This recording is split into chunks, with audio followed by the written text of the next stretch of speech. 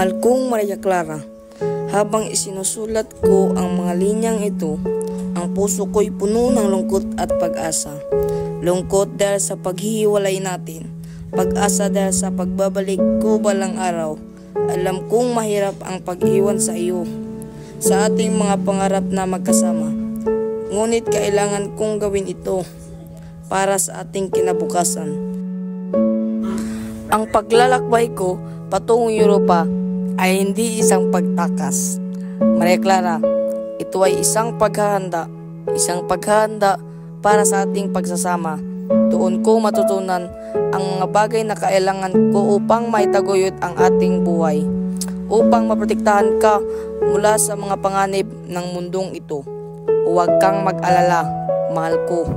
Araw-araw ay iisipin kita at araw-araw ay dadasal ako para sa iyong kaligtasan at kaligayahan.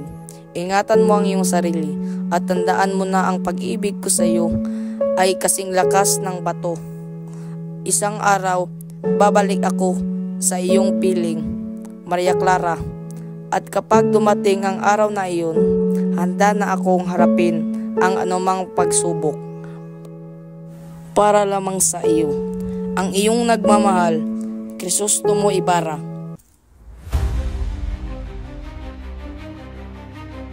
Ibarra!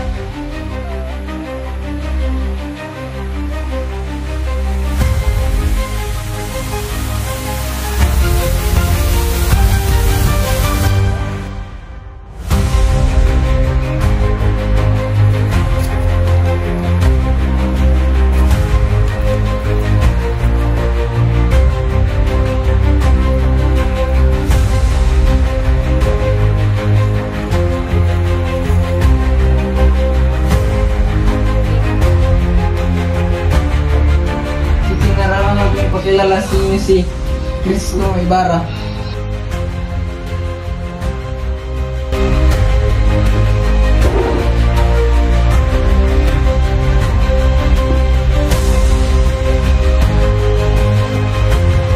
Ang mga ama ng mga taong sukab ay pinarurusahan na ngayon pa lamang. Iyong kalikuhan, hindi niyo ibig kumatay. Tawagin mo ng kapwa ang demonyo dahil papunta kayo sa imperno. Duwag ka. Tumahimik ka.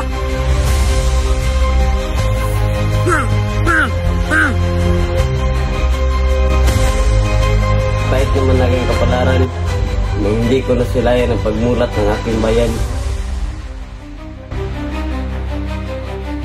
Kasundo na namin si Linares upang magpangasawa ni Maria Clara.